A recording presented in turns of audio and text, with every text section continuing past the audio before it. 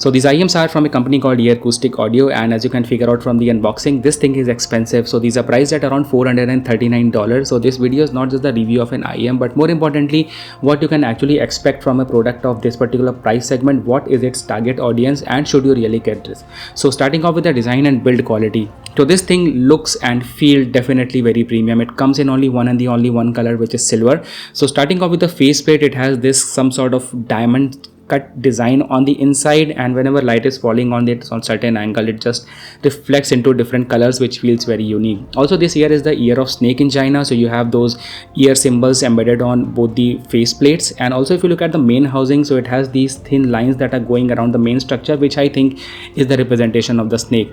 And also, if you talk about the material used here, so they didn't mention if they are using some kind of a metal or resin, but I believe it's some kind of a metal.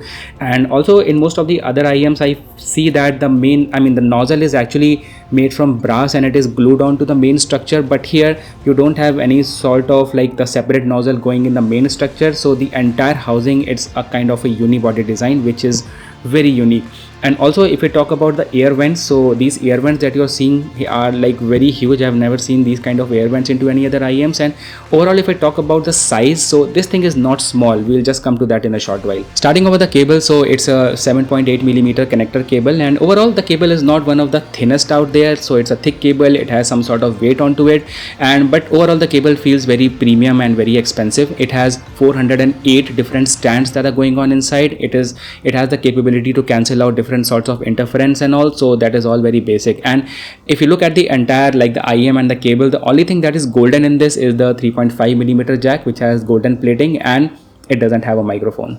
Now, talking about the comfort, these IEMs are not one of the smallest and compact out there, and if you compare it to some other bigger size IEMs like the SIMGOT Super Mix 4, so these are even more bigger than that. But in spite of the big size, the IEMs are very lightweight, and you won't be having any problem as far as the weight is concerned. Now, initially when I started using them for the first few days, I had to get used to the kind of design and shape they have, but even after like a week of usage, I just feel that I'm not able to lock these IEMs completely into my ears like that, because it just feels too tight. So instead of pushing the IEMs too deep into your ears, you can just wear it normally like that, and you can lock them in place using the cable.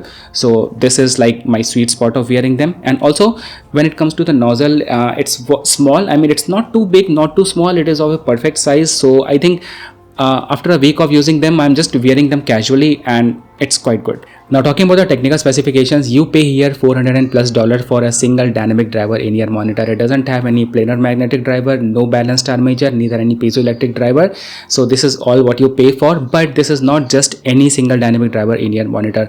So it has dual magnetic circuit design. It has dual chambers, and the kind of diaphragm they have, it has deposition of silicone on both sides, and they have 11.4 millimeter gold ball top. And if you want to go into deeper technical specifications, they have mentioned all that THD and signal distortion and all the values, so you can refer to their website on that. But with this particular single dynamic driver, they are trying to achieve a kind of sound that is just pure and balanced. So that is all what they're going for here. These IEMs have a very wide band response, so they start from 5 Hz, can go up to 40,000 Hz. The impedance is around 25 ohms, and sensitivity is around 111. So you don't need any sort of DAC or something to use with this. But I think if you are spending $400+ on these kind of things, so definitely you should have a DAC. Now, talking about the practical overview, when I began using them, the overall response out from these IEMs was completely flat and balanced, and it didn't give me any sort of thrills. I just felt they didn't have any sort of energy, especially like when I compare them to all those beginner IEMs, like most of them are bass boosted or treble boosted or vocal forward.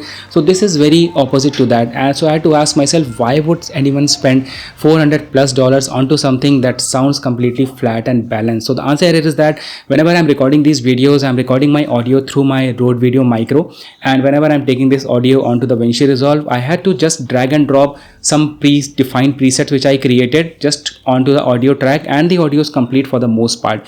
But for this particular video, when I was listening to all my voices and all my playback using all those presets created, which I created usually using some earphones, headphones, and some beginner IEM, so all those presets actually had some sort of problems that I figured out using these. So like some of them didn't had bass, some of them I just felt my voice was not on the forward side, and some of them like lacked airiness. So I was able to catch all those tiny details using these particular IEMs. So the thing here is that this thing is made for all those people who are into music production, who are into that creative industry, whose work is mainly related to audio, who are into all that stage performances, so that you can get to hear all those things which you cannot actually from any normal IEM. So that's the idea about spending $400 onto this thing. So first of all, when you talk about the overall sound, I would say that the tuning these IEMs was the best part, because if you are using these IEMs with your smartphone, you can use the equalizer app. And when I was using these IEMs with my PC, I was using it via a high-res DAC, which is the Fosse Audio DS2. And just in order to tune them and see the kind of potential they have, I used this FX Sound application. And whenever I was making any sort of changes in the bass frequencies or mid frequencies or high frequencies, they were just sounding fabulous. So just in case you want to use it for movies, or maybe you want to have a theater-like sound experience, you can raise all those bars that are there in the low frequency region. Just in case you are watching any movie which is like more on the dialogue side, you can increase the mid frequencies, and for the songs and all, you can just create a V-shaped sound signature. I mean, you can increase the treble and also the low frequency. So this is all the kind of potential that this product has. Now let's try to understand these with the help of a graph, and I'll compare it to some other IEMs for your better understanding. So this is the graph of the SPA limited edition. You can already see that this particular bass region is kind of flat, and what I'm interested in is the vocal frequency, especially from this 3000 kilohertz to 5 or 6000 kilohertz. So you can already see that it's more like a flat, and it's like very much forward, or you can say completely balanced in this particular region. And when you talk about the high frequencies, so it has these 3 spikes, 1, 2 and 3, and not more than that, so which simply means that it's not going to be too much bright in the high frequencies. Now at this point, if I compare them to the SIMGOT Super Mix 4, which is this green line, so Super Mix 4 are also one of a professional grade IEMs, entry level ones. So you can already see that in this particular region, which is your vocal region, so from 3000 kilohertz to around 5 to 6000 kilohertz, they go head to head with the SPA limited edition. But when you talk about the low frequencies, so they are going to give you a better low performance.